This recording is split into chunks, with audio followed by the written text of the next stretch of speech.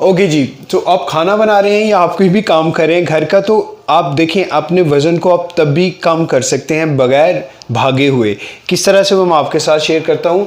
आप अपनी दीवार को इस तरह से पकड़ लीजिए और इस तरह से इसको आगे की तरफ मूव कीजिए। 1, ये देखिए इस तरह से आप पकड़ लीजिए, यहाँ पे दीवार का सहारा ले लीजिए इस तरह से, और आप क्या करेंगे कि इसको 1 2 3 4, अब देखिए यहाँ से आपका सारा जो एक्स्ट्रा फैट है वो जाना शुरू हो जाएगा। यहाँ पे जो आपके पिछली तरफ आपकी हिप पे एक्स्ट्रा फैट है वो जाना शुरू हो जाएगा, आपकी बैक पे जो फैट है वो जाना शुरू हो जाएगा।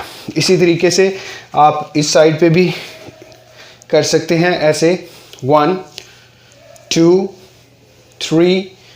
अगर वेट बहुत ज़्यादा है और आप सहारा लेके करना चाहते हैं, सहारा लेके करें।